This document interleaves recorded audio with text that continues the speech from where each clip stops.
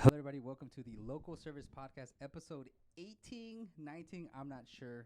But today I have my good friend, Oscar Lara, which I guess you could go by calling you the Swiss Army knife of all kinds of things. Jack of all trades. Jack of all trades. So I guess I want to preface it like kind of how I know you and everything we've kind of done in the past. So, and I guess we could just go into it just to see where it leads us. So, Yep. I don't know. I guess we met in high school. Middle school, actually. Middle school. 8th grade. Actually, half of the friends I had in middle school, actually 90% of the friends I had in middle school was because of this guy. In high school, I don't know what happened. Then in college, for some reason, we linked back up. We started a business called Pomegranate Group, Pomegranate Group. which was our first attempt at an agency. From there, we also did hackathons. We lost hackathons. We won hackathons. If you don't know what a hackathon is, it's like you go to this event for 24 hours. You try to build something. And so we built something. And then we've been pretty close ever since. Climb Mount Whitney together. Yeah. So thank you, sir, for being on the podcast. But yeah, this is a marketing focused podcast. And just kind of want to get your take on how you do things, what you're doing, and I'm going to start off with this curveball. It's not scripted. So before you did Pomegranate Group, right, with me, which was nothing really, it was like us experimenting. Yeah. You were into photography, right? Mm-hmm. And so like this is pre-Facebook. Pre a lot of stuff. Yeah. I mean, websites were around, but it wasn't like what it is now. But it was pretty before. It was before a lot of stuff. You want to start that? Yeah. And so like what I want to do is like I kind of want to know like how did you get into photography? And how did you, because I felt like you did that consistently for a few years. Yeah, I think it was like 3 or 4 years at 4, I think the minimum. So how it started was I was working for a printing company right out of high school. I was working for a printing company. And I kind of always talked about like photography. It was always a hobby for me. My dad did that growing up on the side and stuff like that. So it was just kind of always baked in. And I mentioned it to like my boss at the time. She's like, "Oh, you can like try to like make a business card." So I make business cards, and then a friend of mine, Val, actually, her sister's quinceañera was coming up, and I remember charging like $300 for that for like 8 hours of work, 10 hours of work, or something like that. I bought a camera. Like I blew my budget, right? Like I bought a camera for it, and but from there, like I had the equipment, and then I just always like kept trying to like learn how to do different things. And then Did you like it? I liked it. Like the event stuff was pretty cool. And then it just kind of, since it was a quinceañera, they have like the portrait picture in the entryway. So I got into portraits because of that. And then that led into like high school senior portraits and stuff like that. So you being a jack of all trades, Swiss Army knife guy, like what would you say is your number one, like your best skill as far as like experience? Like you could say, level 10 is this 9, 8, 7, 6. Like what would be your level 10 experience as far as like out of all the things you've accumulated, what are you best at? To give you an example, for me, I think still, but maybe not anymore, my number one skill is soccer. Like growing up, soccer. At this point, I might be going more the marketing website route just because I've been alive longer. Yeah. But like, if you asked me 5 years ago, it was like always soccer, just because that's what I've done most of my life, and I dedicated so much time to it. And with you being good at many things, what do you put number one as far as skills accumulated? I think it's, and this, I feel like it's still a cop out to like jack of all trades thing. I still feel it's like just being curious enough to like say I don't know something, and then trying to find out. And I really immerse myself into whatever I don't know 100% about. So, photography is up there, but I would say just being curious, because even now where I work is a very corporate environment. So dealing not just the marketing side, but also like leadership. So like being curious about how to communicate to different people, different styles and stuff like that. So just being curious to, wanting to understand things, I would say. So that's really the tool. I think I'm comfortable with saying I'm not sure, but I can figure it out. Yeah. I don't know if that's a And that's skill or not. And that's but maybe why you can do so many things. I guess, yeah. And I think there's good and bad in that, right? Because I can't really say like I'm good at one thing out of 10, right? But I am flexible enough to like say I don't know it, but I can figure it out. But so from there, from the photography stuff, you did it for a long while, and then you said, "Hey, I don't really want to do this anymore." What did you get into? it was kind of like, even when I was doing photography, I was working at the printing company. So I was doing graphic design for them, printing, which led into like invitation design for like weddings and events and stuff like that. How much do you like that? That was fun. I actually really, really liked that. So I worked in a really old school traditional printing shop where we had like, you know, like a 1-color press, 4 colors. It's like really old school stuff. So like that part was really fun. The design part of it is just, it's kind of hard. We were talking about like measuring, you know, certain efforts in marketing now.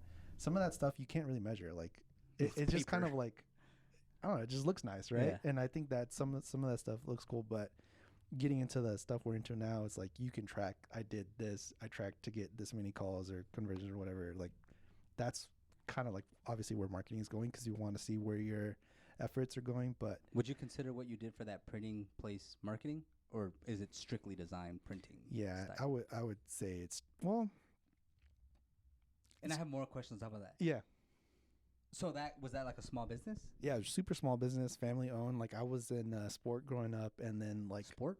I was in karate growing up. Oh. And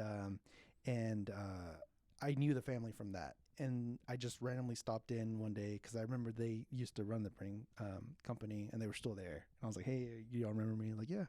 I'm like, I do design work now. Do y'all need any help? Did they? They needed help. Wow, look at that. So how did they get their business? They came in from the Caribbean, and I don't know exactly how they started it, but I think they're still there. Yeah, they were pretty busy. Always like business cards, and this was before like the internet age. And I don't know if y'all know about like the printing world now, but like printing on demand was not a thing at the time. Like Vistaprint, Vistaprint, all that stuff. Yeah. So where you can say like, I'm gonna get 10,000 cards for $100. Like 10,000 cards with us would have probably been like $500-$600, just the printing, not even the design, not even like a bunch of other stuff and stuff like that. So very old school, because it was just like the process they were using 30-40 years, and this was like 10-15 years ago. They were using old equipment. So what do you think about that industry now? Like, is it an uphill battle? It's uphill battle. I think that people like it because they appreciate the culture behind it, but it's not something that you say, you know what, I'm going to start an old school printing company and make money, because you're not. Like, but like one thing that I really got out of it was like the event design or wedding invitation design, stuff like that. We got into some like really high quality prints and stuff. And the style, how that was working. Yeah, I guess there's still a place for all There's of still that. a place. Like yeah. For it's events, just like weddings. Super fine, like high end type stuff. It's not, I don't think it fits into the marketing world at all, especially because you can get stuff printed out for way cheaper. So. Yeah. Okay, so you were doing business printing and photography for a while. We're still in that. Yeah. Okay. Yeah. And then it kind of just started, even before we started our thing, it was kind of like, you know, being around people that would come into the printing shop. They were small business owners, and they were just trying to like say, I need to, like, I remember like flyers. You know how people like put flyers on their doors, like landscaping or cleaning or whatever. And they're like, yeah, I just want to really grow my business and stuff like that. So it kind of just like evolved into like, oh, I have this website that I don't know how to do, and me being like, I don't know how to do it, but I'll figure it out. And like, because I did the printing shop website. Oh, did you? Yeah. Nice. And then from there, they're like, oh, there's these other. I don't think so. I hand coded that one. That was one that I hand coded. And how did you learn that? There wasn't even. Did you YouTube I think it? I bought a. YouTube was. I think I went to Barnes and Noble. I remember going to Barnes and Noble and buying a book. To are they still, yeah, they're still around. So I went to an HTML book, and it was purely just HTML, like nothing, like none of the skills I know now, obviously, like CSS and like PHP and stuff like that. But it was kind of very bare bones, but they loved it, and they told like. How was the design? It was like a 4 or 5 page design, and like it's kind of similar to what, you know, like the logo, menu. I still remember it, all black, because I like black, obviously. And they kind of went for it too. So from that, that led me to a few other sites that worked for them. Yeah, I don't really think I talked about that to anybody. What the hell, Yeah. dude? So I had built a few sites and they were all hand coded. And then around that same time is when you were going to school and you had taken that WordPress or some class. Project management class. Yeah.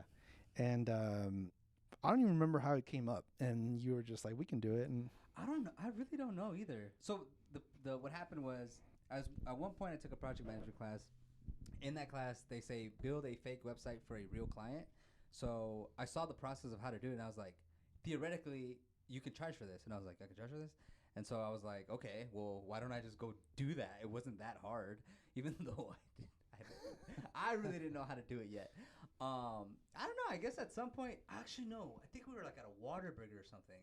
We were at a Whataburger, and we were eating, and then we just got to, it wasn't intentional. oh, it's like a late night drunk after we went to it turned Waterbury. out Yeah. like we had like similar overlapping interests. Yeah. And you're like, oh, well. That's another thing because and at this point we had known each other for like 5-6 years, and we were always like cool with each other, but we never like, what do you do? Or, like, even like a lot of well, friends. I feel like that's a guy thing. when you're maybe. younger too, Yeah, like you're what are you doing really? Like, yeah. going to school and that's it. But yeah, we had that combo, and I remember going home like, all right, we're gonna do this. Yeah. Actually, yeah, that sounds familiar. I remember. Yeah. I do remember. Yeah. And so we have our little attempt at it. Yeah, for a few months, and we set up a couple websites, and it was always, I think, driving back to like helping people with their businesses. I think that's what kind of drove me, because I was like, yeah, you had seen a lot of the world already, like a lot of the small businesses coming into the print shop and getting stuff for their businesses to help them out. I really didn't know that. Yeah, and like even growing up, like my family, a few people, like my parents never had I mean, my mom technically does. She cleans houses and stuff like that, but she never does like outreach or does anything like that. But like my uncles would call me like, hey, can you do this for me? I set up like invoices and I was like 12 years old, like trying to figure out QuickBooks. And it was so like, I guess like even more background, like my parents are immigrated here, like all my family immigrated here for the most part. And I learned English. Obviously I was born here. So it was like me and my cousin that were always like the people that were translating for people. And so like, it was never like, oh, I don't know how to do it. It was like, hey, mijo, like you got to figure that out. Cause gotta help us out. So I think that's what kind of like baked into me that I can figure something out. Cause it's something that somebody needs. Right. You can't just let it go. Yeah. You I couldn't just be like, no, I'm not going to do that. I'm not going to figure it out for you guys. Yeah. And there's good and bad in that, right? Because like I can like for a long time I had a hard time saying no to people. And even saying no now still kind of feels like, I'm sorry. It's always like, no, but here's how to do it. Or you can find your way to do it. I see what you're saying. Like it can become an unstoppable request that you can't stop doing stuff for other people, even if you don't want to do it. Exactly. Yeah. Okay. Yeah. So Pomegranate, that's like our little agency that we started. That's still so funny. That was like 2000. It had to be like 2000. I don't think I had graduated yet. No. College. So it had to be 2010. 10 or so, yeah. Around that time. So we shoot for that. We close a couple websites, which is hilarious. And then what does happen after that? So then we were talking about it, we never really like disbanded it. We just kind of like, all right, we stopped. I think like several years later we closed like the email or something. Yeah. Or the domain, like, should we renew this? Yeah. So you went off and you did your thing and you started working for other. I graduated college and thought I had to go get like a real job, which was never a real job, and then went through like hell. Yeah. Like hating every job, getting fired, blah blah blah. But yeah. And then so after Pomegranate, that was kind of like when I started getting a decline in like businesses that I was working with. And it was just kind of like the type of people that I was kind of getting into my inbox and stuff like that. And it just, at the time, I was like, it's not it for me. I'm just going to pull the plug. For photography or everything in general? My whole thing, my Ola Studios was the name at the time. Yeah. So at the time, I was just like, let me just stop it. I don't feel good about what I'm doing. I don't feel like I can like grow this anymore. And I wanted something a little bit more stable because it was always like, I mean, small business owner, you're like, you don't have a set check or anything like that, right?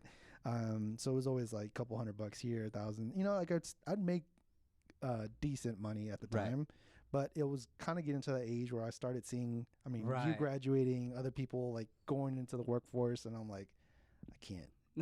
I can't do that. You know, I can't go out to drinks because I probably will get declined or whatever. Right. So then I was like, okay, I made a conscious effort to go back to school. I got my degree, a business degree with a marketing focus, and then from there got a job working in a corporate environment. Is that really the in between? Yeah, That was what happened in between. that was what happened in between. Like that, straightforward. What were you working? Whenever we quit Uh-huh. Pomegranate, Oh, I you were was just still going to doing my own thing. I mean, I had like a side, like a seasonal job with an event company. Oh, We did, that's remember we did like right. events and stuff I like went that. to go help you out. Move Yeah, we would chairs have to around like and move stuff. chairs for like like Christmas was like a big time for us. We'd have like party rentals and stuff like that for big corporate events. So I ran that for a while, Oh, obviously. okay. I mean, not obviously, but I ran that for a bit, and that was a lot of fun because I learned the event. So it was kind of like, in my mind, it was all of it because I was like, I started with photography, with the event design, like invitation design. Yeah. So I was like, this is like my life, just party stuff. Yeah, like event and stuff. you know me, like I'm not that at all. Like I hate that. Like I'd rather be in bed at 9:30 or whatever. Yeah. But like, and I think, you know, thinking about it now, is like I got burnt out from like a lot of stuff because like weddings finish at 2 a.m. and then you still got to drive home, and then you still got to like do all this stuff, and And then you relive it in the footage and stuff. Yeah. So you're constantly yeah, seeing yeah, that. yeah, and then just be like drained for like a couple days, and then it just being like just kind of burnt out. I Yeah. think now that I'm thinking about it, it's like I got burnt out from it because it was just so much just involved in that world, and I was like, I just need a change. And then I was talking with my girlfriend at the time, my wife now, and we were just kind of saying how maybe, you know, the freedom was great when we were in school because I didn't have to worry about like, oh, I got to clock in to work or do anything like that. So like I was able to manage my time and stuff like that. But I think it was just a lot of stuff coming together. It was like, I need to try to get a corporate job or Yeah. something more secure, right? Like I could have continued doing it, but I wanted something more secure. And I tried it for a while, like really trying to like, before going in corporate, trying to find retainer clients or Yeah. stuff like that so I can have like a constant stream of income, but just never really panned out. So Right. What do you think that is? I think I was still, you know, the crazy part is like I wasn't happy with the clients I was doing working with, but then I was still trying to pitch that stuff to them. So it was like, You're not out of it. You're still in no, that I was still same- gonna stay in that same bubble, and I'm Mhm. like, I don't, and I'm like, I'm very much the type like I like to pull the plug and just move on. move on, Next thing. or like start fresh. Like, you know, I was thinking about it earlier. Sometimes on my computer, I get sick of how like out of order it is. I'm like, let me just do a fresh install and starts. Really? Yeah, This guy's and crazy. and that's not like and it's I guess something I gotta deal with internally, right? Like, but I think that's how I like to do things, and I just let me just pull the plug. It's not working, and then try something else. But right now I'm in a period where trying to figure out what's next, right? So yeah, so you do you're in the event. So you've kind of been in the events business. Essentially, Like, yeah, In different facets of it, like Mhm. you're in the invitation part, the actual event, like yeah. The rentals or the photography side of it, or I did some videos, but it wasn't that great. But yeah, like always something that dealt with events, because I feel like, I mean, I didn't feel this way, but there was just the type of people that were coming in. They were just like, this Oh, is I what I see. do, and I this, guess you that know. makes sense because yeah, if you go down one path, you're gonna get more of the same. If Exactly. you don't branch out of that. And I was trying to branch out, right? But like my portfolio and everything was just event photos and Yeah, weddings, and so that's it's like, how do interesting. you step into like? I mean, I know there's ways now, because I've seen people do that, where they have different facets of their business, but like I just couldn't find it, or I couldn't get it to do that. So Gotcha. Yeah. Cool. So this is the local service podcast. yes. So for sure, We digress. I do want to kind of touch on like your thoughts on. I mean, you gave us a background of how you did it, kind of on your own, which really just came from referrals, right? Like Essentially, you yeah. Went down. Yeah, I and- never did any advertising or anything.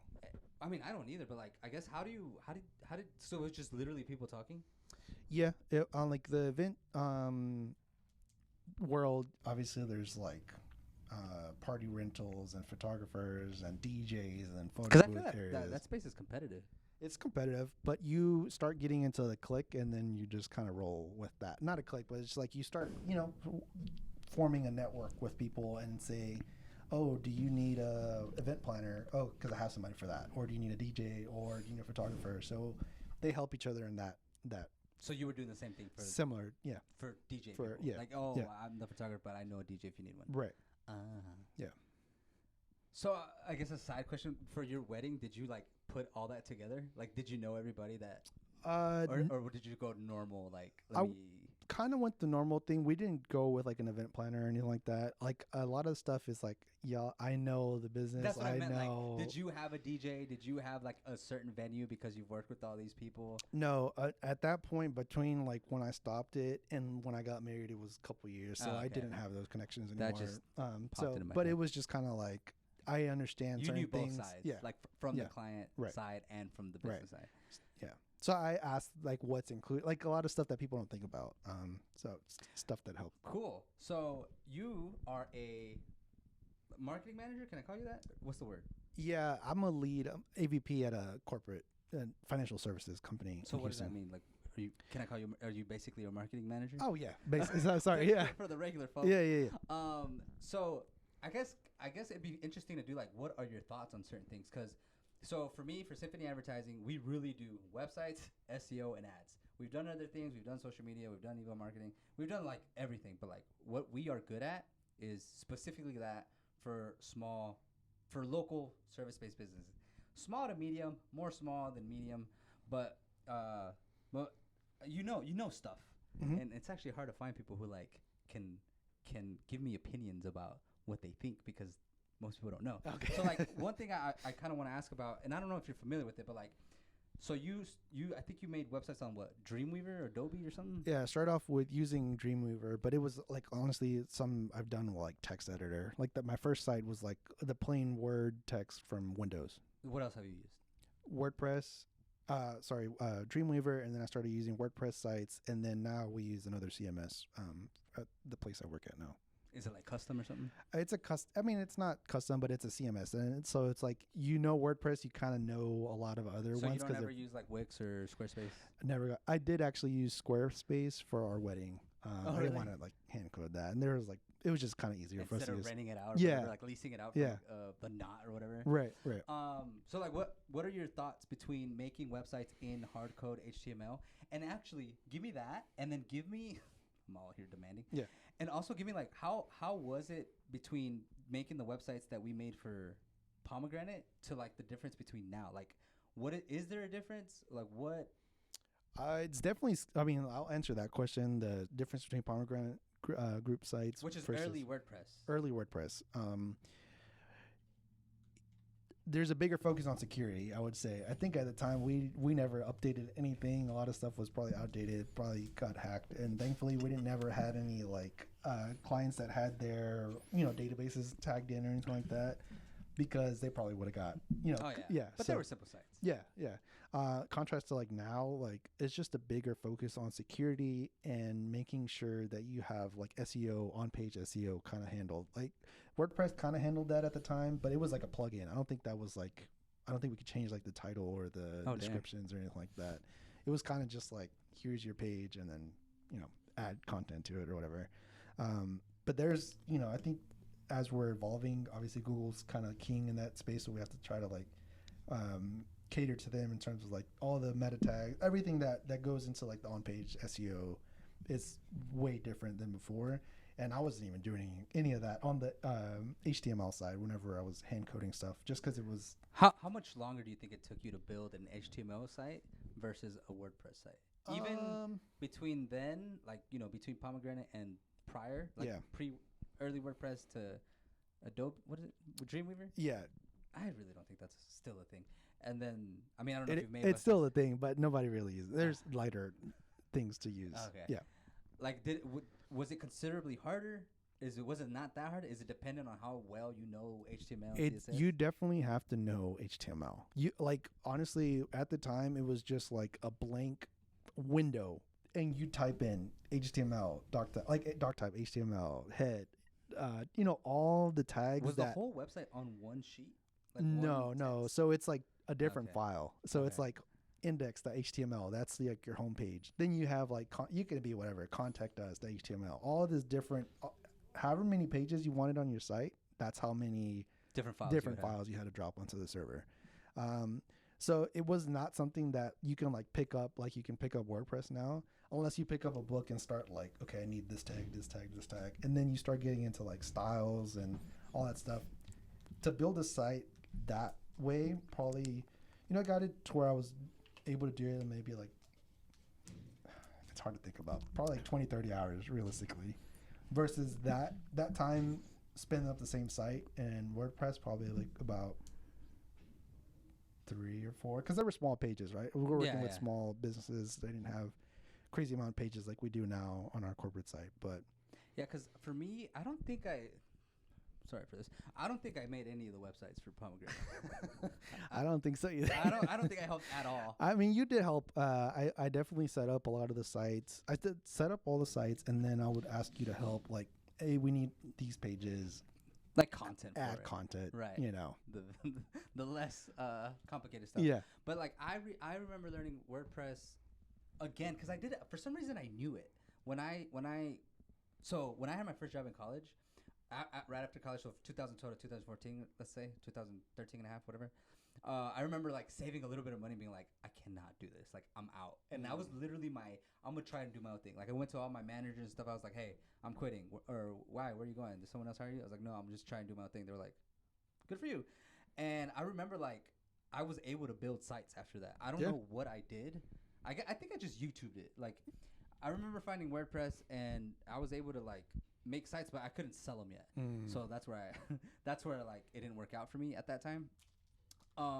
And just between the 3 years I've been doing Symphony and that part of learning WordPress, I feel like it's honestly pretty similar. Like it's very similar. It hasn't changed so much, too much. Like the process is fairly the same, but I think the amount of support and documentation that's available, especially YouTube, like anywhere, any type of problem I have, I can YouTube it, even to the most like particular type of problem. Like I remember I needed a video to autoplay without sound, but have the sound bar be there when someone clicks it. And I YouTubed it and I found an article on it. Yeah. And I was like, really? Somebody? I guess that's common if you think about it. Right. Because Chrome or browsers won't automatically play. That's why we had to add that. Correct. Because browsers won't automatically play sound, because if you opened up 4 windows and they also play sound, it's like, what the heck? But I know for sure, like, there's more documentation now. Like, it's much easier to find.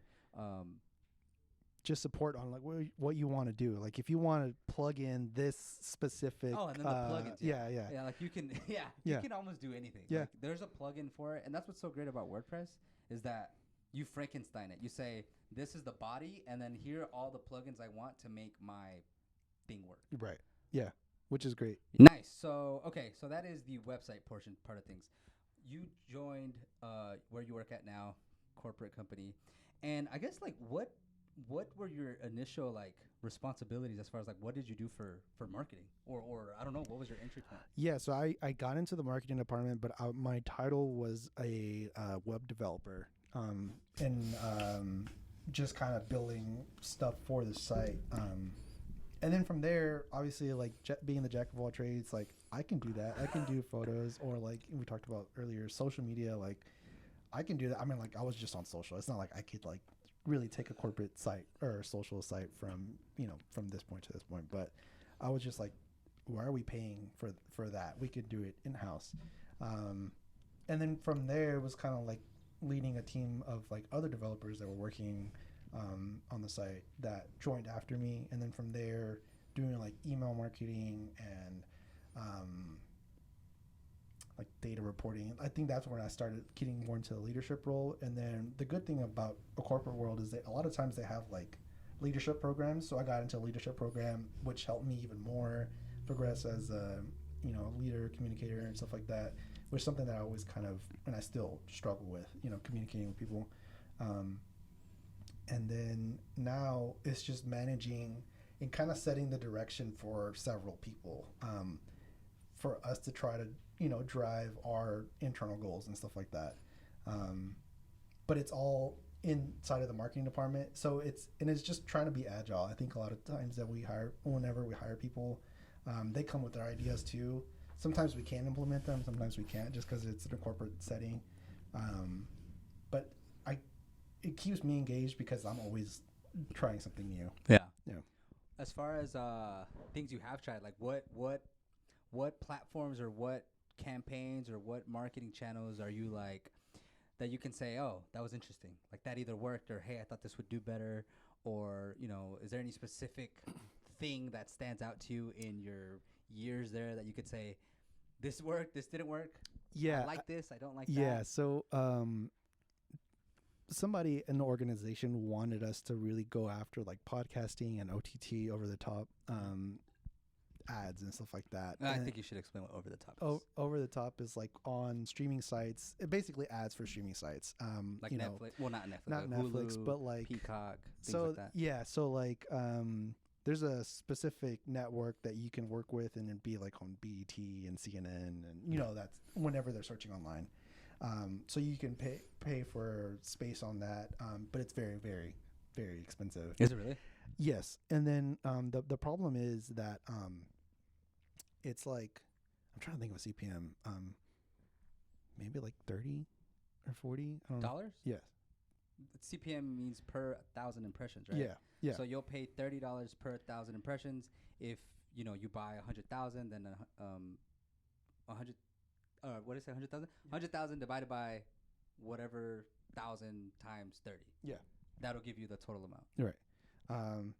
So yeah, I guess So I thought it was expensive, especially because the goal was for us to try to get more clients, and I felt like that advertising channel avenue was not best for us to try to see where the conversions were, just because the metrics that you get on OTT and podcasting is just like how many like impressions, just like top of the funnel, where you can see we got X amount, we paid for 1 million impressions.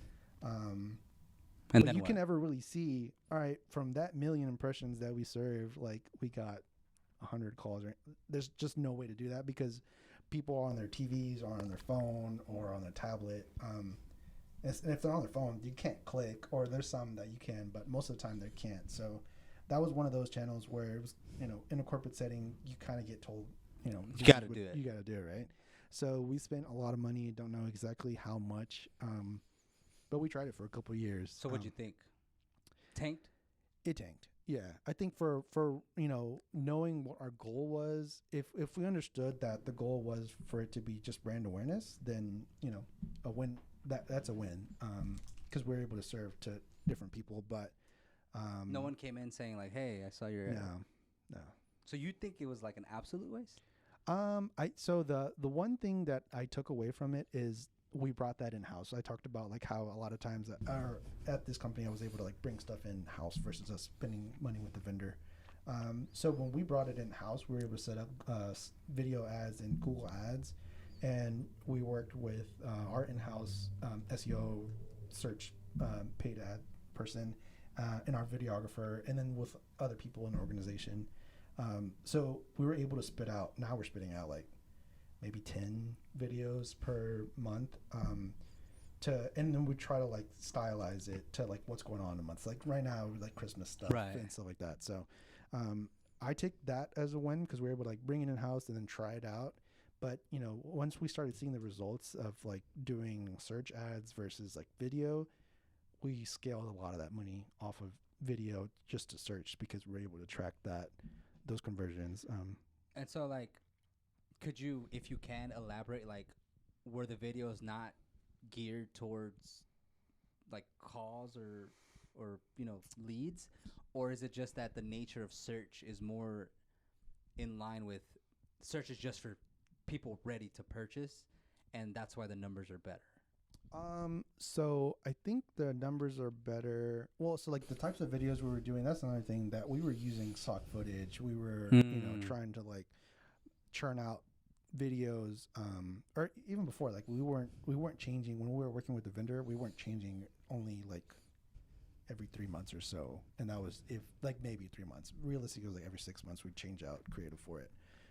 But like it was driving to a website. And you know, now we can set up different ones like phone call or Right. form fill submission, stuff like that. And do y'all normally keep it like broad, or I don't know if you have markets or cities or? Yeah, so we can. So we work only in a select area. So Houston and a few different cities in Houston and the Texas area, and that's all we can market to. Another layer of issues that we have is since we're in financial institution, there's regulation around that, so we can't target even like I want to say target 35 to 45-year-olds because you can't do that. No, we can't do that. So I mean, you're really pretty limited. We're very limited on what we can do. I see. Yeah. So search just naturally, because you could say, I want to come up for this keyword. Correct. And that implies whatever your demographic is, anyways. Right. Yeah. Oh. Yeah. That's so we're very regulated to like even like on our website we have to say certain disclosure, certain even displaying it in a certain order. Google kind of dings us quite a bit on that, so we have to always kind of be agile and just checking our Google Ads account to see if something's disallowed. Because there's some shady people out there, shady companies that kind of ruined it for scammers scamming. Yeah, so that kind of ruined it for us. But I think we're still doing really well with our keywords because we can set like specific ones for what we're trying to. Yeah, like if somebody's looking up like I want a Gatorade bottle, that means they want a Gatorade bottle. Like, correct. It's super straightforward. Yeah, which is why I like ads. If you guys are looking to get ads for Symphony Advertising, I thought you were gonna break into a Gatorade ad or something. Oh no. Yeah, and so like. That's why I'm a fan of ads. I'm a fan of SEO, but it takes so long. And in my opinion, this is different for you, I guess, because you're there long term. Mm-hmm. Like, if they want to go for that, they got maybe it's not easy for you either. But like for me, it's difficult to keep a client long enough to say, okay, fine, I'm in. And so like I always tell them like, dude, if you want to do SEO, commit to a year. Yeah. Actually, don't even think about results until a year. Yeah. And like when I tell them that, they're like, well, yeah. And that's kind of where we're at too, because they just want to see results. Like we're spending a lot of money on stuff, and then we have staff, and so like why spend so much on a longer term play when we can say, well, let's pump out tens of thousands per month on in our budget for Google Ads, and see a decent amount of conversions. Right. I think while that's our direction, I think internally in my team we kind of always are working on content to like help that SEO strategy. Yeah, I think the right answer is both, right? SEO it's a mix. And ads. Yeah, it's definitely a mix. So like, at least for Symphony Advertising, we do it in parallel. Like the program is designed to get results. So usually it's ads first, but in the background, like I guess like you guys are doing, like we're always doing SEO because at some point it's gonna help. Exactly. At some point you're gonna go from the 10th page to the 6th page, 4th page. And then you might rank for one decent keyword, and then you're bringing in new business from this one keyword on a monthly basis. Win. Dub. Yeah. Dub. Okay, cool. Any particular like marketing channel that you don't like email marketing or I don't know? Do y'all do Pinterest marketing? I don't know. I don't know what all y'all do. Have y'all tried anything funky? Maybe not funky, but. I think it when you think about it a little bit more, it makes sense. But for us, videos on LinkedIn have been doing really well. We're not even like paying for anything, but they're in terms of engagement, they're doing better than our other platforms. What is it? What is the video talking about? So a lot of like some of the stuff is like corporate life or employee life at the where I work. So some of those stuff. So it's not crazy numbers, we're not breaking 100,000 or anything like that. But in like comparison, in comparison, it's 500% difference between. So is that geared more for like employees? It's more for employees. It's more for like I think the strategy on LinkedIn is not necessarily to get more clients on that because it's a different platform. Mm-hmm. So it's more like, hey, this is what we're doing internally that makes where I work great. Yeah, and that'll shine a good light on the work culture there, and if anyone's interested when they apply, like they know that much. Which is another. It's not a lead for a customer, but leads for employees is bringing in talent too. Yeah, like it's hard to get good work or good workforce people. Yeah, and then cool. So like what are we at? 40 minutes. 40 minutes, pretty good. Yeah. So what are your plans next? What are you looking to do? I don't know yet. I'm what not sure. So like I don't know, like what if you've done like a lot, right? Like is your goal to keep amassing jack, like are there things you haven't done yet that you're interested in? Definitely diving into more of the Google Ads, where I feel like I'm very like I wouldn't say novice, but very basic understanding of what that is. So understanding that more would be great. But I love like the long term strategy, and I'm very much a long term investment. Even like in my investments, like it's just like I'm in it for the long haul. Like Yeah. I'm good with sticking it out and understanding it's going to take a while for us to grow from this to that. So that's why SEO for me, like being able to like come up with plans and stuff, is something that been able to develop, but that's something that I'm interested in right now. Nice. Yeah. Okay, well, last thing. So, I mean, it's not that you do this, so I'm just kind of throwing this out there. If you had to give like a local service business based off your corporate world of marketing, if you had to take that and say like, hey, one man operation who does local services, let's say they repair ACs. No, let's say they do landscaping. Okay. You know, they say they meet you at a bar. What do you do? Oh, I'm a marketing manager. Yeah. And this is, oh, I'm a landscaper. You know, it's me, and I hire a couple of people here and there. You know, any advice on how I can get more customers? I would say video. And I think that video on a lot of platforms, a lot of people are pushing that, right? Instagram, they're pushing their reels. YouTube's pushing their shorts or whatever they're calling it. Shorts. So I think, and, you know, like we talked about, like looking for something on WordPress, how to do something on WordPress, right? I, as a homeowner, do that now. How do I cut off the water to my sprinkler system because of the freeze? That's something that you could talk about. How do I sharpen my blade? You know, I think that you can probably try to like, you know, do a lot of bite-sized content on how to do specific tasks, because people are searching for this stuff. And if they can't figure it out, you know, at least you're putting that content out. It's helping you, you know, communicate things, not just like one off to somebody. Like, you know, if you call me, I have to come over and explain it to you once. And Yeah, that's true. so I would say video. That's a big thing. I think that a lot of Like people, on any platform, I guess all platforms. That all platforms, yeah. You know, if in that case specifically, actually Pinterest is doing really well for us too. And what we've seen, right? We haven't done too much in it, but what we're seeing is video. I think a lot of platforms are just pushing towards that. TikTok has really come in and disrupted the market, right? Not just in how we spend our time online, but like how businesses are trying to adapt. Social sites are trying to adapt to compete with them. Their search function is crazy because like I'll go to TikTok, and if I want to travel, I'll be like, you know, things to do in X, and then there's all these videos. Or if but Instagram's copying too. Like you can now do that on Instagram. Exactly. Yeah. Yeah. So yeah, I agree. Especially with things that you want to see or like learn about, video is pretty good. Yeah. Yeah. I like video. It does take a lot of work, but I think to add on to the video, you don't need high-end camera.